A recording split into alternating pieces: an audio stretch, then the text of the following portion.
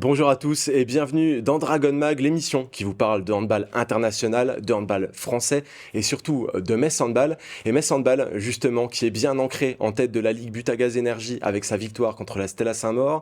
Metz Handball, qui est au cœur des considérations de transfert avec le départ de Christina Jorgensen. Metz Handball, qui a aussi la possibilité de faire le break en Champions League en cas de bons résultats face à Crime ce dimanche. Et Metz Handball, qui est très bien représenté sur ce plateau, puisque nous avons deux joueuses avec nous, Camille Depuiset et Anne-Mette Hansen. Comment ça va ? Ça va bien. Ça va. Anne-Mette, tu vas nous parler un peu en français aujourd'hui ? Un petit peu. Alors pour commencer, on va te mettre à l'aise, on a du danois. J'ai vu Louise Urgard mercredi qui avait un message pour toi. On l'écoute. Anne-Mette, jeg synes, du er pissegod, og jeg synes bare, at du gør det rigtig, rigtig godt. Og jeg glæder mig til at spille VM med dig, og til at spille resten af sæsonen med dig. Alors, elle m'a donné la traduction, elle a dit que Anne-Mette est une personne formidable et qu'elle avait très hâte de jouer le mondial à tes côtés dans l'équipe du Danemark. En face, nos chroniqueurs du jour, on a Thomas Lavaux de France Bleu qui a déjà dans son agenda toutes les dates des matchs du mondial. Il est prêt, le canapé est déjà préchauffé. Voilà, c'est ça, il est déjà bien moelleux, la télé est déjà allumée, donc on est prêt. À tes côtés, nous avons Thibaut Pigeon, le speaker tout-terrain de Metz Handball. Ça va, la place est chaude, je t'ai fait un beau petit confort là. Impeccable, très bien. C'est vrai que bon, c'est un peu une pression quand même d'être à ta place pour cette émission. Bonjour Mathieu, bonjour à tous. Allez, les présentations sont faites, on va passer tout de suite à la première mi-temps.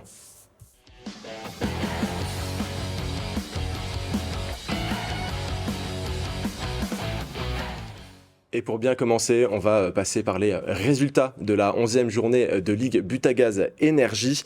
Vous le savez, Metz Handball a battu la Stella Saint-Maur 43-19. Les Neptunes de Nantes se sont imposés face à Mérignac 32-21.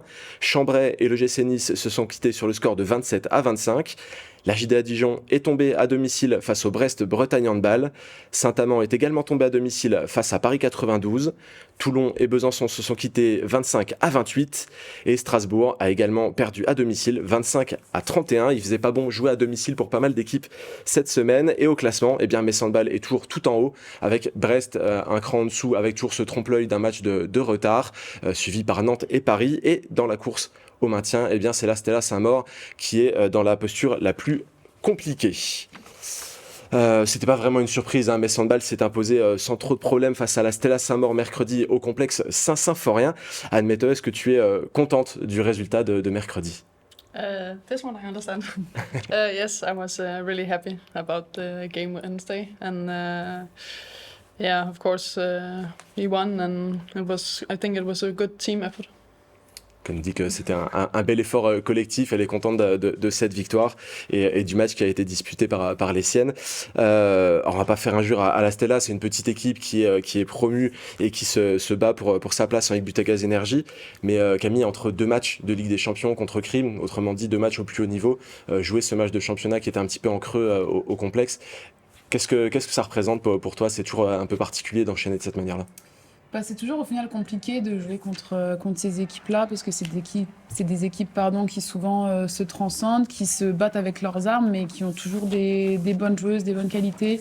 Et il faut parfois un peu se forcer entre guillemets à se concentrer encore plus. Parce que voilà, ce sont pour ma part des impacts avec peut-être un type de tir différent par rapport à ceux de la Ligue des Champions ou autres, mais c'est toujours compliqué aussi voilà, de rester mobilisé, de faire des matchs sérieux, et c'est aussi important de les aborder correctement pour pas se faire peur et se mettre dans des mauvaises postures entre deux matchs importants.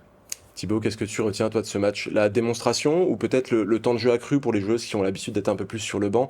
Ça fait du bien aussi ces moments-là. Un petit peu les deux, du coup. La démonstration, parce que c'est des matchs, comme l'a dit Camille, il faut savoir les prendre au sérieux aussi. Et je pense que c'est là aussi qu'on peut louer l'état d'esprit des Dragons. C'est des matchs qui peuvent s'avérer vite piégeux si on les aborde pas de la bonne manière. Donc là, on voit, de par le résultat, de par la manière aussi, le score à la mi-temps, avec seulement 5 buts encaissés, on voit que les joueuses ont pris le match avec le sérieux qu'il fallait, le sérieux qui caractérise Metz Handball finalement. Et puis oui, effectivement, en deuxième période, beaucoup de roulements. C'est agréable de voir aussi de voir que toutes les joueuses ont du temps de jeu. Le coach en a profité pour faire une revue d'effectifs, peut-être aussi faire souffler un peu certaines joueuses en vue du match de dimanche. Donc tout bénéfique sur cette rencontre. Thomas, on a parlé un petit peu de match piège. Est-ce qu'on y croit encore vraiment à ça? Cette saison, Metz Handball a déjà infligé 4 fois des marques de plus 20 à des équipes du championnat. On a l'impression que finalement l'équipe est en rouleau compresseur et se soucie plus vraiment de qui est en face.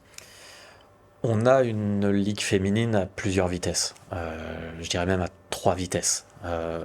Saint-Maur est promu, Saint-Maur découvre la ligue féminine, Metz Handball est dans une dimension européenne. Donc il y a une différence physique, une différence de préparation, une différence mentale énorme entre les deux formations. Ce qui est à mettre à l'actif du Metz Handball, c'est que ces matchs sur le papier, dans une discipline, le handball, discipline d'impact, où donc finalement quand vous avez une telle différence de niveau entre deux équipes, finalement vous en arrivez à des matchs très déséquilibrés comme ceux d'hier. Si vous faites pas les efforts dès le coup d'envoi du match, c'est là que le match peut devenir piégeux, parce que vous renforcez la confiance de l'équipe adverse qui se dit il y a peut-être une fenêtre, peut-être que ce soir c'est le moment. Donc dans ce cas-là, peut-être que l'équipe adverse va se mettre à y croire, va jouer un peu plus physique, un peu plus rugueux, ça va être d'autres types d'impact effectivement, et puis on a vite fait d'y laisser un genou, une cheville, quelques doutes. Donc, ce qui est à mettre au crédit du Metz Handball, c'est que ces matchs-là, finalement, hier, je vais pas dire ils sont vite pliés, mais je crois que Saint-Maur n'avait marqué que 3 buts quand Metz Handball était à plus 10. Donc, finalement, la meilleure manière d'éviter le piège, c'est de rentrer tout de suite dedans. C'est pas si facile que ça quand on est entre deux matchs de Ligue des Champions, mais c'est ce qu'a fait Metz hier et c'est ce qu'avait fait Metz précédemment aussi. Contre Strasbourg, il y a d'autres, on peut trouver d'autres exemples. Camille, c'est un peu le même débat. Tu n'as pas connu la défaite en championnat avec Metz Handball. La dernière défaite des Dragons, c'était sur la finale aller 2021-2022 contre Brest. Si on enlève les finales, Metz Handball est à plus de 60 victoires consécutives en championnat. C'est une stat qui est totalement folle. C'est quelque chose dont vous parlez un petit peu, ces séries-là? C'est vrai que ça nous arrive d'en parler parfois et ça arrive souvent à Manu des fois aussi de nous mobiliser sur ça avant certains matchs parce que en soi, comme malheureusement pas mal de monde, on a l'impression peut-être d'habituer les gens à ce que ce soit une normalité, mais c'est tout sauf normal de faire ce genre de choses. Et je pense pas qu'on y pense qu'on joue pas en se disant il faut qu'on reste invaincu, on joue avec l'envie de gagner et l'envie d'aborder tous les matchs sérieusement et de les remporter sans forcément penser au nombre de victoires qu'il y a précédemment. Mais c'est sûr qu'au plus ça perdurera, je pense qu'au mieux ce sera pour tout le monde et moi j'espère qu'on finira encore cette année sans défaite forcément. Ça veut dire que du coup on aura gagné plein de matchs et peut-être tout gagné, donc ça passe par là. Et, ce serait peut-être un record d'ailleurs, il faudrait aller regarder à droite à gauche quelles équipes ont réussi à faire 3 saisons consécutives invaincues. Je suis pas sûr qu'on trouve ça partout. En tout cas, on l'a vu mercredi, les supporters donnent tout ce qu'ils ont pour essayer de vous pousser vers la victoire.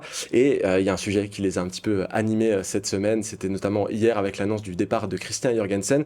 C'est notre prochain sujet. Elle part donc pour Győr. Elle va encore finir la saison. Vous inquiétez pas, elle part pas tout de suite. Elle a encore de belles choses à montrer. Admettez les départs de Louise et Christina. Qu'est-ce que ça représente pour toi? What it means for of course it means a lot that they're leaving because they help me a lot in everyday life, and I'm sad that they're leaving, but I'm happy for them, and I think they did it for themselves, and I appreciate that they help me now and make me feel comfortable here in Metz. Donc elle dit que ce sont des joueuses qui l'ont beaucoup aidée. Forcément, elle est un petit peu triste de les voir partir, mais elle est aussi contente pour elle et pour leur parcours. Donc admettez, toi, il te reste encore un peu de contrat, mais tu as joué à Győr de 2017 à 2023. Est-ce que tu comprends que ce club fasse encore autant rêver les joueuses de toute l'Europe finalement? You played in Europe for 6 years. Do you understand that a lot of players still want to go play there and dream about this?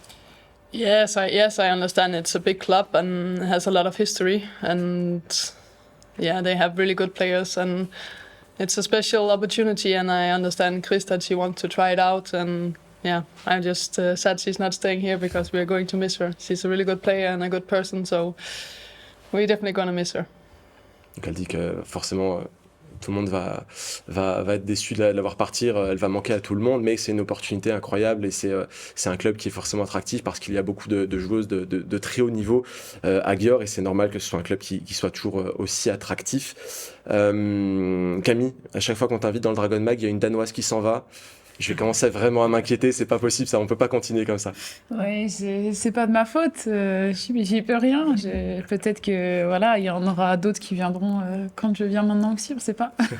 Blague à part, le départ de Christina, c'est quelque chose parce qu'elle est importante sur le terrain, mais on sait qu'elle est aussi importante en dehors du terrain, dans le vestiaire et même dans la vie au quotidien. Bien sûr, Chris, c'est une personne que tout le monde rêverait d'avoir dans son équipe et qu'on a la chance aussi d'avoir dans notre cercle proche en dehors du terrain. Moi, c'est vraiment devenu plus qu'une coéquipière, c'est une véritable amie pour moi et c'est vraiment une personne en or et je peux pas être triste de son départ, je peux que être heureuse pour elle parce que franchement elle mérite le meilleur pour tout l'investissement qu'elle donne au quotidien, tous les efforts qu'elle a fait dès le début pour s'intégrer, pour essayer de parler français, pour essayer d'apporter sa touche à elle et aussi de faire en sorte que le contexte et l'environnement lui permettent de s'exprimer au mieux. C'est aussi elle qui a permis de créer tout ça. Donc voilà, il y a une carrière c'est court. Je pense qu'elle est en pleine maturité, en plein développement de toutes ses capacités et c'était sa première expérience à l'étranger ici à Metz et je pense que ça l'aura aidé aussi pour la suite. Donc voilà, Győr, Metz, ce sont des clubs qui font rêver tout le monde et les choix de carrière, il faut les prendre quand les opportunités se présentent parce qu'après peut-être que si on loupe le train, on peut plus remonter dedans. Donc voilà, je pense qu'il faut juste être content d'avoir pu l'avoir 2 ans à Metz et c'est encore loin d'être fini et je pense que elle arrivera aussi à apporter tout ce qu'elle a apporté là-bas. Thibaut, il y a le choix de la destination qui a un petit peu fait réagir certaines personnes, c'est Győr. On sait que pour le moment, pour Bruna de Paula notamment, c'est pas forcément évident. Elle a un temps de jeu assez mince par rapport à ce qu'on aurait pu attendre par rapport à son talent. Certains s'inquiètent déjà de ce que va pouvoir faire Christina Jorgensen là-bas. Il n'y a pas forcément à s'inquiéter. Je pense que si elle le fait, si elle part, comme l'a très bien dit Camille, le train passera peut-être pas 2 fois. C'est un club qui fait rêver effectivement la plupart des joueuses. Après, Christina fait aujourd'hui, et je lui ai dit pas plus tard qu'hier, je lui ai dit que selon moi, bien sûr, elle faisait partie aujourd'hui à son poste des meilleures joueuses du monde. Donc très clairement, je me fais pas de soucis pour elle. Je suis sûr qu'elle arrivera à se faire sa place, tout comme je suis sûr que pour Bruna également, ça finira par sourire un peu plus au niveau du temps de jeu. Thomas, qu'est-ce que tu penses de ce départ et aussi peut-être de ce choix de destination ? Il n'est pas surprenant. On pouvait peut-être espérer que Christina Jorgensen reste, on prolonge au moins pour 1 an, mais aujourd'hui, où une joueuse comme ça, qui est arrivée comme une très bonne joueuse, qui repart comme une top joueuse, où cette joueuse-là pouvait-elle aller jouer si ce n'était à Metz ? Győr, alors l'équipe est peut-être pas aussi dominatrice qu'il y a quelques saisons, mais aujourd'hui, ça reste une référence. Aujourd'hui, des clubs qui peuvent venir chercher une joueuse, leur dire, on ne te garantit pas que tu gagneras la Ligue des Champions, mais en tout cas, tu auras une chance de la gagner. Même si Győr est en recul, aujourd'hui c'est Győr. Et puis derrière, après, ça s'accompagne aussi de propositions financières qui sont incomparables à l'échelle de l'Europe. Et ça, forcément, les joueuses y sont sensibles. Les joueuses, les sportives aussi, ce sont des personnes qui, pour pouvoir continuer à progresser, doivent aussi sortir d'une certaine manière de leur zone de confort. Győr, ça a été la première équipe en Europe à tripler les postes pour gagner la Ligue des Champions. Christina Jorgensen, en signant à Győr, elle sait très bien, mais comme Bruna de Paula, comme pour reciter toutes les Messines parties ces dernières années à Győr, elles savent très bien que elles vont pas forcément avoir une concurrente sur leur poste, mais 2, que ça va peut-être affecter leur production statistique, leur temps de jeu, mais que c'est peut-être ça aussi qui va leur permettre de franchir le dernier cap vers... elles y sont déjà au dernier cap, mais c'est peut-être ça aussi qui va faire que elles vont peut-être remporter une Ligue des Champions. C'est le moment où ça se joue aussi à des détails. Alors effectivement, on parle du fait que Győr triple les postes. On a évoqué donc la présence de Bruna de Paula qui a encore un an de contrat. Il y a Veronica Egebakken Christiansen qui revient de congé maternité, donc on ne sait pas exactement encore quel sera son contrat l'année prochaine. Il y a Kelly Dulfer qui arrive, la néerlandaise qui arrive aussi l'année prochaine. Au poste de demi-centre, il y a Estelle Nzeminko. Tine Oftedal devrait prendre sa retraite. Anna Gross est partie, mais il y a eu le recrutement de Dion Houcher. Il y a aussi Ryu qui est présente. C'est un club où les talents sont de tous les côtés et il faut vraiment réussir à se faire sa place parce que c'est un club où on se frotte aussi aux plus grandes joueuses mondiales. C'est pas forcément... ça peut être une récompense d'un côté, mais ça peut être très compliqué d'un autre. Camille, peut-être que tu peux nous en dire un peu. Quand on s'engage vers un club, on a aussi tendance à regarder qui est déjà présent sur le poste et à qui on va se frotter. Parfois en positif, parfois en se disant il va y avoir une bataille, non ? Oui, c'est sûr. Après, des fois, il faut aussi pas forcément raisonner penser que parce que les joueuses partent, parce qu'il y a que de l'argent ou que du sportif. Le championnat hongrois, c'est aussi un super championnat. Et ça permet aussi parfois de progresser au contact de cultures différentes, de cultures de jeu différentes, de voir aussi comment ça se passe au quotidien dans les fonctionnements là-bas. Il y a par exemple des coupes, des super coupes qu'il n'y a pas dans le championnat français. Il y a plein de choses. Donc forcément, quand il y a aussi de très bonnes joueuses à son poste, soit c'est plus compliqué, soit ça t'enrichit. Ça dépend de quelle manière tu le vois. Et puis c'est aussi jouer avec des joueuses qui ont peut-être d'autres qualités, qui viennent aussi d'autres horizons et s'enrichir un peu de tout ça. Alors on va parler maintenant de Ligue des Champions justement, et quand on parle de Gür, on parle de Ligue des Champions. On passe tout de suite à notre deuxième mi-temps.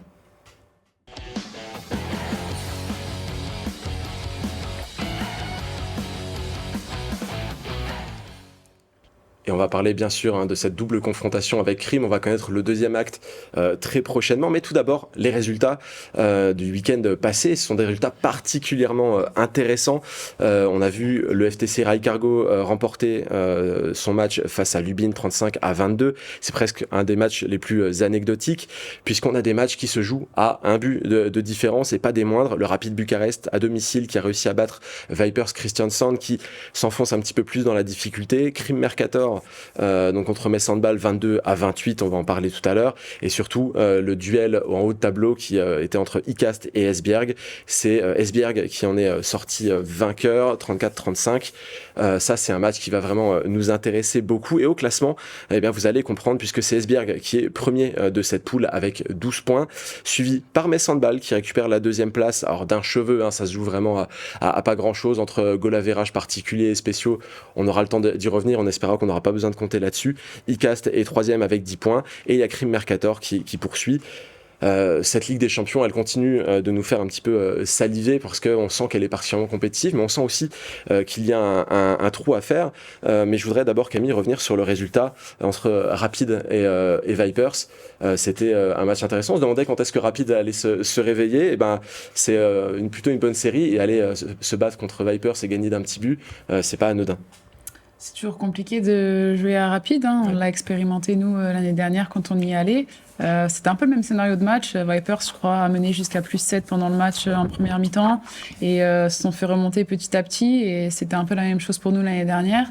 On a réussi à arracher un match nul, mais on a aussi failli perdre. Donc c'est une équipe qui a des qualités, qui a des supporters qui sont présents. C'est toujours des atmosphères qui peuvent un peu inhiber certaines équipes. Donc je pense que le changement de coach leur a fait du bien aussi. Et, il y a l'air d'avoir un renouveau. De toute façon, on savait que c'était la poule de la mort. Et je me souviens, il y a quelques semaines, quand tout le monde s'affolait un peu de nos deux défaites contre les deux clubs danois, on en avait un peu parlé. On avait dit, vous inquiétez pas, il y a encore beaucoup de choses qui peuvent se passer. Et on le voit ici que rien n'est acté, que tout le monde peut battre tout le monde. Donc c'est pas encore l'heure des calculs. Et il faut juste prendre match après match, les gagner, et on verra sur la dernière journée. Et d'ailleurs, Vipers va tenter de se venger, puisqu'il y a un match retour qui se joue là aussi ce week-end, et ce sera à Kristiansand. C'est peut-être le moment pour le Vipers de se réveiller. Ça dépendra aussi de la présence de certaines joueuses clés qui n'étaient pas là. Admettez, il y a eu le match entre ICAST et Esbjerg. C'était le match en haut du tableau de Ligue des Champions. Qu'est-ce que tu en penses de ce match qui s'est lui aussi joué à un seul but?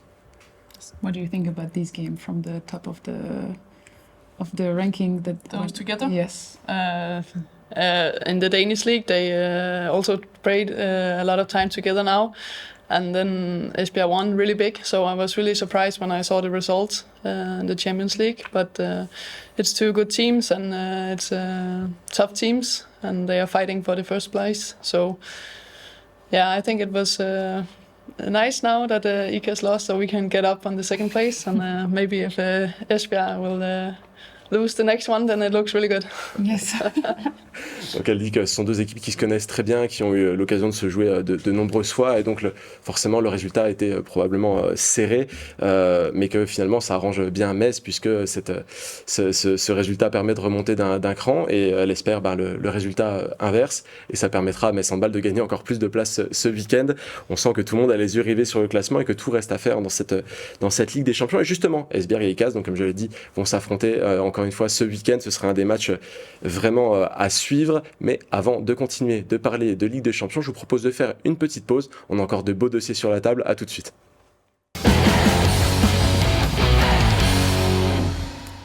Et nous sommes bien de retour dans Dragon Mag, votre émission consacrée à Metz Handball et à toute son actualité. Et nous parlions justement de Ligue des Champions juste avant la pause. Et Thomas, Camille l'a un petit peu dit, Metz Handball est relancé au classement, top 2. Tout reste encore à faire puisque la Ligue des Champions, c'est vraiment une compétition qui se joue sur le long cours. Mais ça fait du bien, après les 2 défaites de début de saison, de se dire, ça va, on est tranquille quand même. D'être deuxième de la poule à mi-parcours, effectivement, alors que à l'issue de rester sur 4 victoires consécutives, oui, les 2 défaites inaugurales, finalement les conséquences ont été effacées, même si c'est dommage, parce que finalement les 2 équipes qui ont battu Metz, c'est celles qui composent le podium avec Metz, mais il y aura des matchs retour, il y en aura notamment aux arènes. Et puis là, ce week-end, au pied du podium, c'est Crime. Et donc, si Metz l'emporte face à Crime, il y a moyen de mettre Crime à 5 points. Je dis pas que ça serait fait, mais Metz fera un très grand pas vers au moins la certitude de finir dans les 3 premières places. Même s'il restera encore, je crois, derrière 6 matchs à disputer. Donc, il y a un match qui est décisif, qui est presque déjà décisif, effectivement, aux arènes dimanche. Thibaut, revenons rapidement sur Vipers. On parlait du Rapid Bucarest, on se demandait quand il allait se réveiller. Vipers, on se demande aussi quand est-ce que ça va se passer. On sent qu'avec Zakireva, qui n'est pas très présente ces derniers temps, elle s'est encore blessée. C'est très compliqué d'aller chercher des résultats. On en parlait il y a quelques semaines. On disait que c'était le genre d'équipe qui était susceptible aussi de se réveiller un petit peu quand les matchs comptent. Une fois arrivés les 8e, les quarts de finale. Après, il faudrait quand même pas trop tarder à gagner quelques matchs en poule avant les matchs qui comptent vraiment, parce que mine de rien, elles sont 6e. Donc c'est quand même assez surprenant, même si c'est là aussi qu'on voit l'impact d'une joueuse comme Zakireva.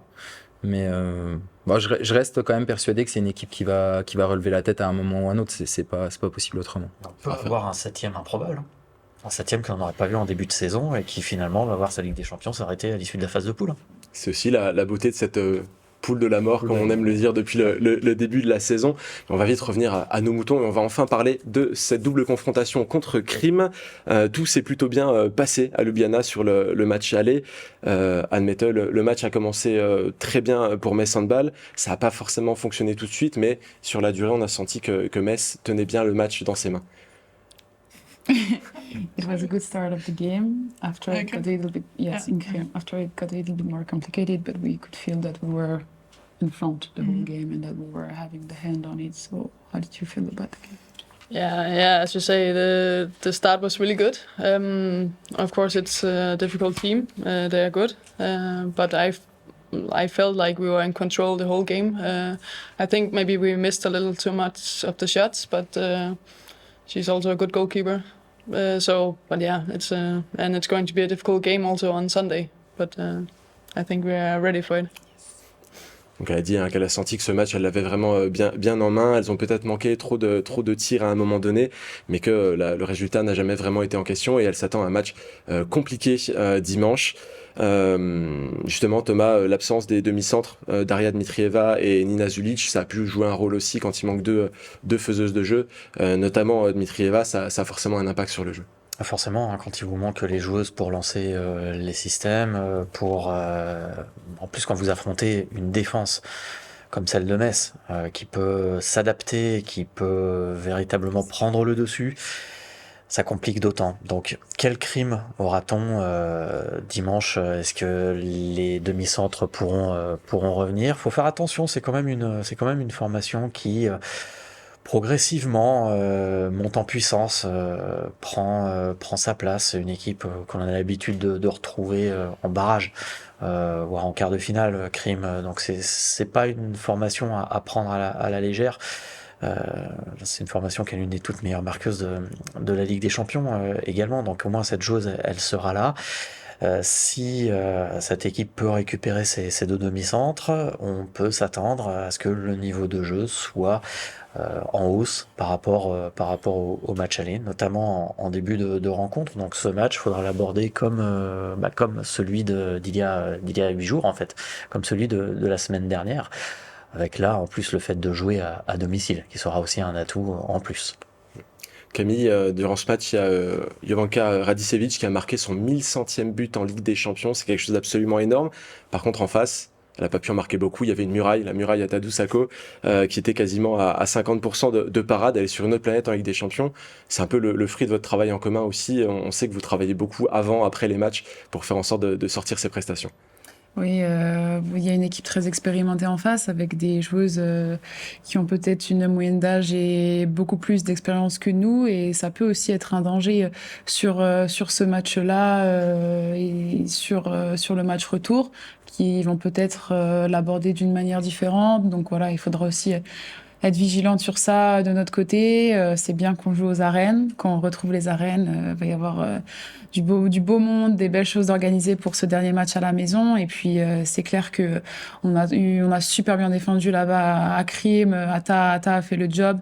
Et on est vraiment, plus les matchs avancent, on continue, je pense, d'être bien soudés dans notre binôme et d'être la l'une pour l'autre. Et en tout cas, c'est archi plaisant au quotidien. Donc, ça fait plaisir de pouvoir aborder les matchs de manière sereine et en sachant que, quoi qu'il arrive, tout le monde dans l'équipe est là pour se soutenir.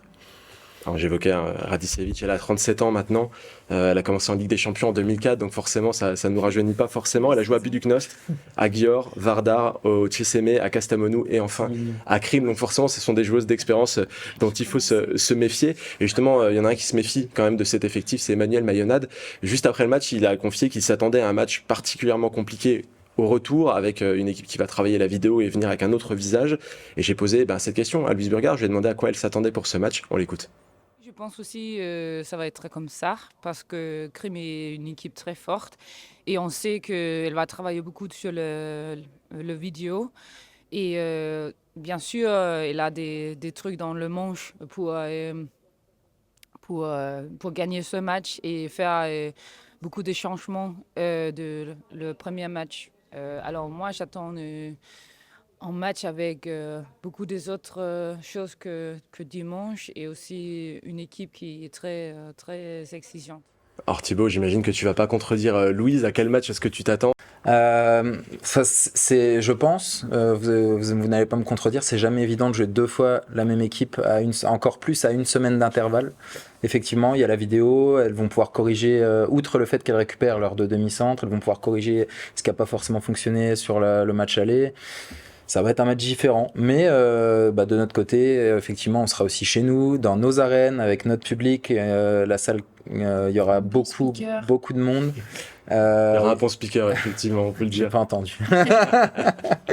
L'arrivée aussi sur le parvis avec l'accueil des joueuses. J'en profite, je refais un petit peu. Tu as raison. À partir de 13h30 devant les arènes, venez nombreux. Voilà, parce qu'elles le méritent et donc voilà, on va tout mettre en œuvre, nous aussi à l'extérieur, parce qu'il y a le travail bien sûr des joueuses, il y a le travail du staff, de Manu, de Katia, et nous à l'extérieur pour essayer de faire le maximum pour que tout se passe bien dimanche. Justement, Thibaut, tu parles de cette arrivée des joueuses sur le parvis. J'ai vu certains messages sur les réseaux, les gens sont un peu superstitieux. Ils se souviennent de la dernière fois où ça s'est produit. C'est pas la première fois, c'est pas la dernière. Qu'est-ce que t'en penses ? Moi, on l'a déjà évoqué ici, juste après l'élimination contre FTC. Il y a des clubs dans lesquels ça se fait à chaque match parce que l'arrivée, l'endroit où arrivent les joueurs ou les joueuses, ça se fait dans d'autres sports. C'est opportun, c'est le bon endroit. Voilà, permet au public d'être là à chaque fois. Là, on le met en scène, c'est vrai, parce que quand les filles arrivent aux arènes, elles arrivent pas forcément par un chemin où tout le monde peut les voir. Donc là, oui, c'est mis en scène, donc c'est pas fréquent, etc. Moi je reviens dans ce cas, on l'avait fait aussi contre Győr il y a 2 saisons et on avait battu Győr. L'année dernière aussi on l'a fait contre Győr et on a c'était l'année dernière contre Győr, on a battu Győr, donc superstition, je veux bien. Oui, j'ai lu ces messages où C'est dommage parce qu'encore une fois, le club prend des initiatives et moi je préfère voir ça dans le sens où c'est le dernier match de l'année. Ça permet aussi de montrer aux gens l'amour, l'affection qu'ils portent aux joueuses. Je pense qu'elles le méritent, elles nous le rendent bien sur le terrain à chaque match. Je le vois plutôt comme ça, moi. Voilà, ça fait partie de la fête. On va dire que le match justement commence là, maintenant. On va mettre l'ambiance et faire monter la température dès 13h30. Voilà. Et montrer à tout le monde que la superstition dans le sport, il y a de la place pour ce qui est de mettre la chaussette gauche ou la chaussette droite, mais par contre pour les célébrations, on va mettre ça de côté. Exactement. En tout cas, on va laisser cette Ligue des Champions de côté pour l'instant. On a noté le rendez-vous, c'est dimanche, et il y aura une belle fête aux arènes. Et on va passer tout de suite à notre dernière partie d'émission, c'est la conférence de presse.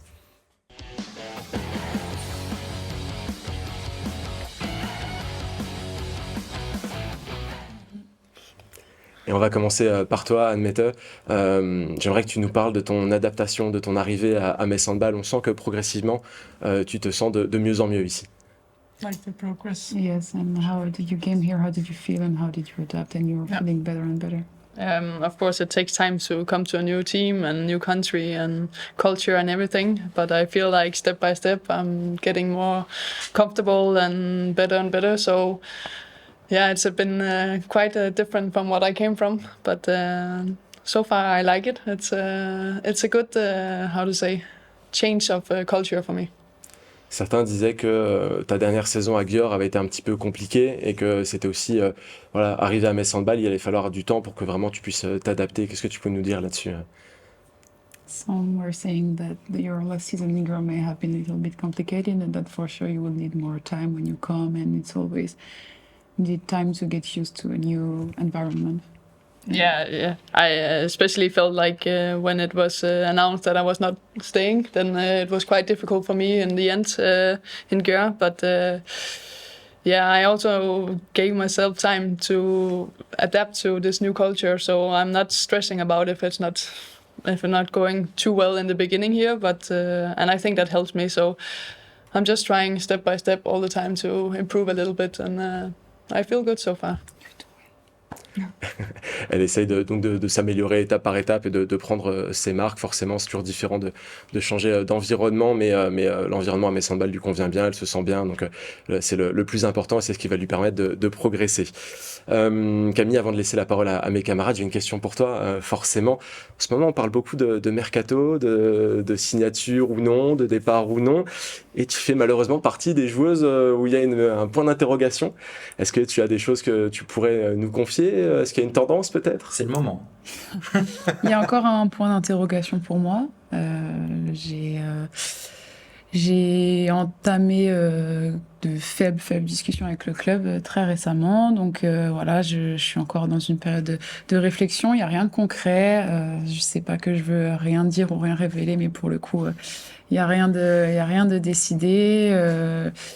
Ce que je peux dire, c'est que je me sens bien ici et que au quotidien, c'est agréable. Après, il y a des choix de carrière qui vont aussi, à un moment donné, devoir se poser à moi pour ma progression, pour ma considération, l'envergure que je veux avoir par rapport aussi à où je veux aller et qui je veux devenir en tant que joueuse et en tant que personne. Donc voilà, si tous les éléments à Metz seront réunis pour me permettre d'avoir les meilleures opportunités, il n'y aurait pas de raison que je parte. Mais si ailleurs me permettra aussi de m'exposer encore plus et encore mieux, je ferai le choix qu'il faut. Mais en tout cas, pour l'instant, j'essaye juste de me concentrer sur les matchs qu'on a, le mondial à venir et j'espère prendre une décision en début de saison, en début d'année prochaine pour pouvoir finir la saison tranquillement. Donc Thibaut, tu avais déjà préparé un contrat à signer. On va le ranger pour l'instant. On va laisser les négociations aller tout doucement et faire leur chemin. Je vous laisse la parole, messieurs. Thomas, est-ce que tu as une question à poser à nos invités? Pour Anne-Mette, about the World Championship. There are huge expectations for the Danish team. We feel that it can be your year. How to deal with all these expectations? Is the fact that playing, training all the day with Danish teammates can be the X factor for your team? Do you consider it's as important as this season the Champions League or the league? I feel like throughout the years I've been with national team, there's always been a big pressure, but I feel especially the last years, because we have performed better, it's been higher. But I'm also quite confident in the team. I also feel we deserve this pressure because we have been playing good. So I feel that it's something we earned, and of course we want to do it as best as possible. I also feel like now the team has developed so much together, and we have a group of players who played together for a long time now, and I think that is a big strength. And almost, I think every player is playing Champions League now, and if you go back 5 years, not everyone played Champions League, for example. So I think also this is a big change for us and helped us in the right direction. C'était à moi de faire la traduction. On fera des sous-titres, Je traduis. Hein. Non, ça devrait aller, Thibaut. On va garder ton anglais secret. Non, j'avais posé ma question à Anne Mette. Eh bien, vas-y. Anne Mette, what are the biggest difference between Győr and Metz for you? Especially on the training part, we play a lot more handball here than I'm used to, and I think that's been the biggest change for me, and I think it's been really good for me because to get into this better handball shape, if you can say like that. So on the training part, this has been the most different. Messieurs, peut-être une question pour Camille. Camille, pareil sur tous ces rendez-vous qui vont venir cette année, et je parle pas que du championnat du monde, mais également des Jeux Olympiques. C'est la première fois que tu es sélectionnable pour des Jeux Olympiques. Là, en plus, c'est à la maison. Comment tu gères justement tous ces événements en ajoutant la Ligue des Champions? Comment est-ce que tu arrives à te conditionner pour pouvoir jouer un match comme celui de ce milieu de semaine? Comment on fait vraiment pour se concentrer sur l'instant présent alors qu'il y a tellement d'événements qui sont peut-être lointains mais finalement très proches? C'est vrai que je pense que dans notre milieu, quand on a de fortes ambitions, et moi je sais que depuis toute jeune, et c'est pour ça que je suis venue à Metz, je veux jouer sur tous les tableaux, je veux gagner le plus de choses possible, je veux devenir la meilleure possible à mon poste et pour mon équipe aussi. Donc je pense qu'en abordant chaque match avec sa vérité du jour et sur quoi on doit se concentrer sur ce match-là, comment je vais être la meilleure sur ce match-là, grâce à quels éléments, et qu'est-ce que je dois prendre en compte, qu'on joue contre Stella Saint-Maur, contre Brest, contre Nantes ou contre la Corée du Sud, le Danemark ou la Norvège. Il faut trouver les éléments à l'instant T pour savoir qu'est-ce que je dois mettre en place pour, là, aujourd'hui, être la meilleure possible sur le terrain. Mais alors, c'est une routine à l'entraînement, c'est quotidiennement, c'est chez soi? C'est forcément quotidiennement s'entraîner fort, s'entraîner dur, et aussi avoir une capacité d'adaptabilité importante en termes de préparation de match, en termes de volonté. Je pense que c'est important d'avoir de l'ambition et de se projeter, mais c'est aussi important de prendre les choses comme elles viennent, parce que tu peux pas être pleinement concentré sur ce que tu fais le mercredi contre la Stella si tu penses déjà au match de samedi contre Crime. Et du coup, forcément, tu prends les choses à l'envers et tu seras pas performante, et le match va aussi se dérouler d'une manière différente. Donc, bien sûr que les Jeux, le mondial, c'est dans la tête de toutes les joueuses internationales et de toutes les joueuses, et la Ligue des Champions aussi. Mais je pense vraiment qu'il faut prendre... Ça peut paraître bateau à chaque fois de dire on prend jour après jour, match après match, mais c'est vraiment ça, et c'est en prenant les choses comme elles viennent qu'on va pouvoir après aussi se projeter peut-être plus sereinement sur la suite, et prétendre à ambitionner quelque chose vraiment quand on aura acquis des résultats auparavant. Step by step. Il parle anglais, on le saura. En tout cas, la fin de l'émission nous tend déjà les bras. Merci messieurs pour votre présence. Thibaut, est-ce que tu peux nous rappeler le rendez-vous pour les supporters dimanche? Rendez-vous dès 13h30 sur le parvis des arènes, ouverture des portes 14h30 et des coups d'envoi à 16h. Voilà. En tout cas, on veut une belle ambiance sur le parvis des arènes. Merci, mesdames, d'être venues, de vous être prêtées au jeu. On sait que en langue étrangère, c'est pas toujours facile, mais c'était très très bien. Nous, on se retrouve la semaine prochaine. Arnaud Desmerlet sera bien à cette place, et nous recevrons Emmanuel Mayonade, l'occasion de tirer un premier bilan, mais aussi de parler de l'avenir. Vous verrez, on aura plein de belles choses à vous apporter. Moi, je serai à peu près par là-bas. Je remercie aussi, il sera là également. Thomas Lavaux sera des nôtres. Moi, je remercie les personnes qui ont rendu cette émission possible. possible. Je vous donne rendez-vous la semaine prochaine. Et comme le dit un très bon ami à moi, bye bye.